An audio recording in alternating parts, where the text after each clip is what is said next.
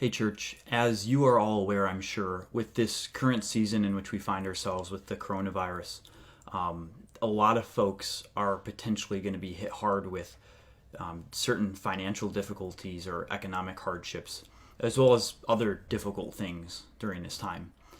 And as Dan and I have met with you all over the phone or Zoom and different things over these past couple weeks, I know both of us are just really encouraged that you guys are stepping up to the plate to care for one another and just really showing a willingness to sacrificially serve one another during this time. A lot of you, just as we've met with you, have even said things like, hey, listen, we don't have a lot of money ourselves, but we have enough, and we want to do what we can to help others. If you come across anybody who needs anything, we want to take care of each other. We'll give money to them if they need it. And so we've been really encouraged. Without our prompting, you guys just on your own are being the church to one another. And so I want to commend you for that. I'm so encouraged, genuinely. And this is really a biblical thing, to see the church caring for the church.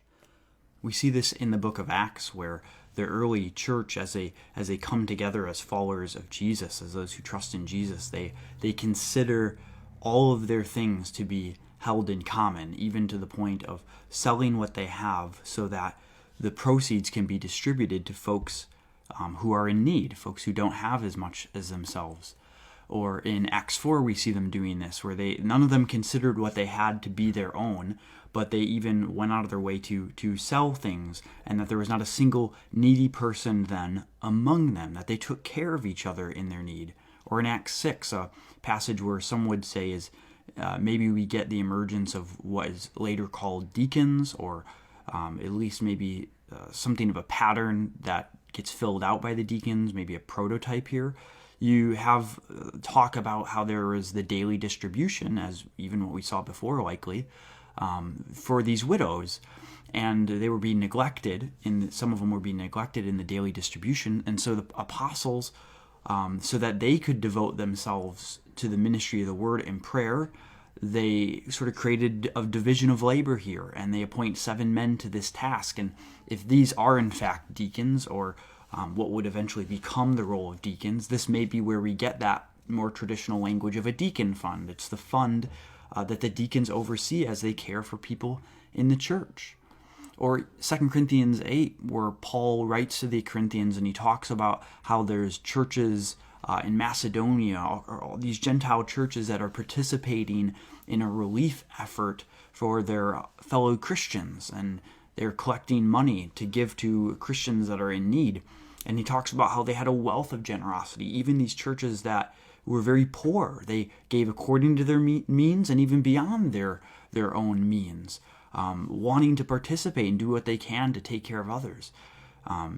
Paul, in verse 13 of this chapter, he talks about it as a matter of fairness, as this idea of, we typically think of fairness as sort of everyone just takes care of themselves and watch out for yourself, but the Christian understanding is that we take care of each other too, that there's a matter of fairness, there's a matter of, the word can be translated equality, that if there are people in our congregation who lack and we have excess, we don't need the excess. We can use the excess as something, the gift that God has given us to serve others, so that, as he says, your abundance at the present time can supply their need, so that their abundance then would supply your need, that there's a level of equality. We care for one another.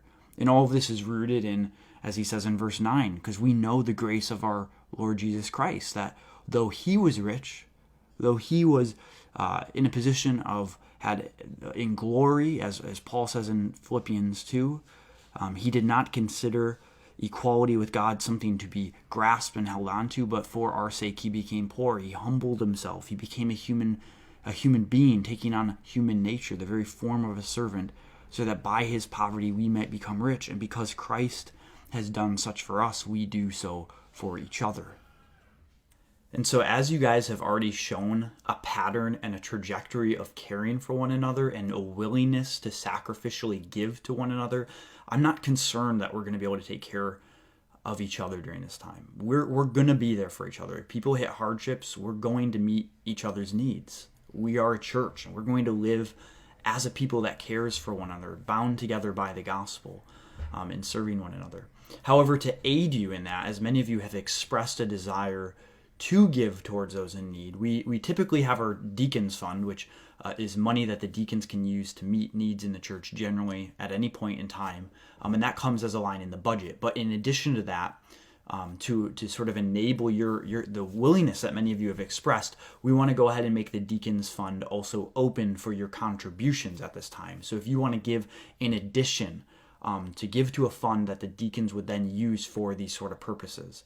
Now, we have needs ongoing at the church, and so I would encourage you, obviously, to keep giving to the general fund as you would normally do so we can meet our budget. But if you, at this particular time, have that desire to joyfully give, maybe even in addition then to what you normally give, or sacrificially, if you feel, we have enough in this time and we know that others are maybe going to come across some harder times, maybe others are hurting, we can give in addition. This is how you can go ahead and do that. You can give just the same way as you do always, either with PayPal or online giving from our homepage or from our membership page on the website. When giving on PayPal, you'll just want to add a note, Deacons Fund, so that we know to designate it for that purpose. Or if you donate with Tithely, what you can do is you can just select Deacon Fund under the giving option.